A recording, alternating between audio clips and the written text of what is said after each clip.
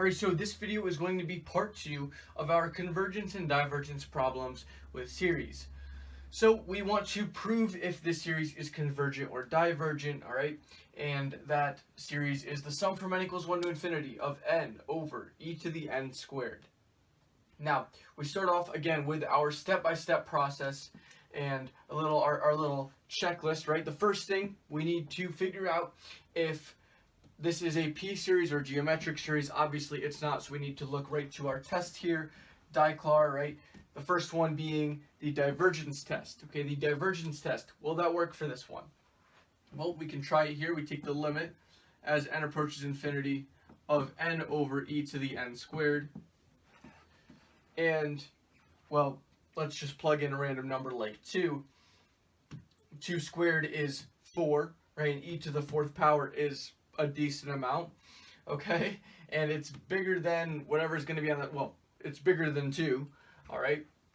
Because e itself is bigger than 2. So you can see that this denominator is quite a bit bigger than the numerator, and that's just going to keep happening as n goes to infinity. So this limit equals 0. The divergence test tells us nothing, okay? Next, we have to look at the integral test, I, okay? And it actually does kind of look like we could do an integral here. We have an n squared here and an n here. It looks like some kind of easy substitution that we could do. So let's try it.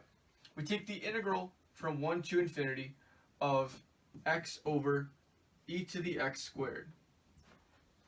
All right, and to actually put that in a proper format, what we do is take the limit as t approaches infinity of the integral 1 to t x over e to the x squared dx. Okay, now as I was saying earlier, this looks like just a substitution here. We can set u equal to x squared, okay? U equals x squared du, that will just be 2x dx. And since we don't have a 2 out here, what we can do is divide that 2 on both sides. So we can just get a du over 2 equals x dx. Alright, and lastly we need to figure out those bounds. We're going to get that when x is equal to 1, u is of course also going to be equal to 1 because u equals 1 squared. That's just going to be 1. Now, what about when x equals t? Well, u is going to be equal to that squared. Of course, that's also going to be t. All right. We're still dealing with, oh, well, sorry. No, still t. Still t.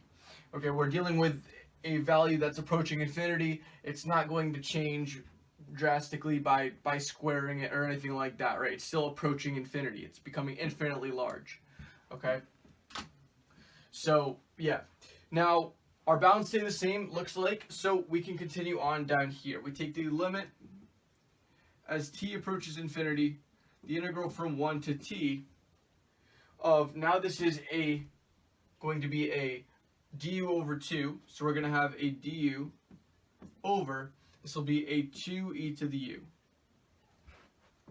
Alright, we can take that 2 out, alright, so we get the limit as t approaches infinity of 1/2, and we'll just have a 1 over e to the u here. So that's the same thing as saying e to the negative u, all right? So we can write this as e to the negative u du. Okay, and taking the integral of that, of course, it feels like it's been a while since we've done integrals, but the limit as t approaches infinity of, this will be 1/2 times a negative e to the negative u. All right, and that will be evaluated from 1 to t. Okay, we can do that evaluation step down below here. Take the limit as t approaches infinity of, this will now be a 1/2 times negative e to the negative t, and then that will be plus e to the negative 1. Okay, so we end up writing this out without the negative exponents, okay, because then it becomes a little bit more clear of what we're doing. So we have a 1/2 times negative 1 over e to the t, and then this will be plus 1 over e. Okay, you can see here that this negative 1 over e to the t, well, as t approaches infinity, this is just going to go to 0. So we don't even need to worry about this. And then we just have a 1/2 times 1 over e, which is just 1 over 2e. Okay, so since this integral, this improper integral, since that is convergent, that is telling us that our series is going to be convergent by the integral test. Alright, so we have our next, forgot to erase something. We have our next series up on the board here. We have the sum from n equals 1 to infinity of 3n squared plus 4n over n plus 1 quantity squared. Now, this does not, of course, look like a p-series or a geometric series, so what we're going to have to do is start off with our test. We got our divergence test, okay, D. So we take the test we take the limit as n approaches infinity of, this is going to be 3n squared plus 4n over n plus 1 quantity squared. Now, the key here is to, of course, FOIL this out right here. Okay, FOIL out that bottom. Get a clearer picture of what you're dealing with here. Okay, when you do that, you're just going to have a binomial on top, and you'll have a trinomial on the bottom. So it becomes a lot easier to kind of see what you're dealing with here.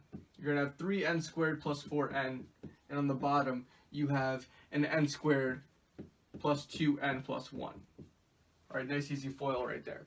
Okay, so now you look at your limit, you can divide everything by n squared, you can use L'Hopital, whatever you'd like to do, and you're going to see that when you, let's just say we divide everything by n squared here, we end up with a 3 over 1, which is just going to give us a 3, okay? 3 is not equal to 0, okay? 3 is not equal to 0, surprisingly. So that means that this is going to diverge by the test for divergence. This is why you always want to use the test for divergence first, because this would be pretty hard to do with anything else. Maybe you would have to do some kind of ratio test, maybe. I mean, this is so much easier to just prove right away with the test for divergence than have to worry about all the other different tests, okay? So this diverges by the test for divergence. And that's going to do it for this video. So if this video helped you, make sure to leave a like and subscribe by clicking my icon in the top left. You can also view the playlist for sequences and series and the next video in the series. Lastly, if these videos are really helping you and you would like to consider supporting me, I have my Patreon linked in the description down below, along with some other pretty cool links that you should definitely check out. See you soon.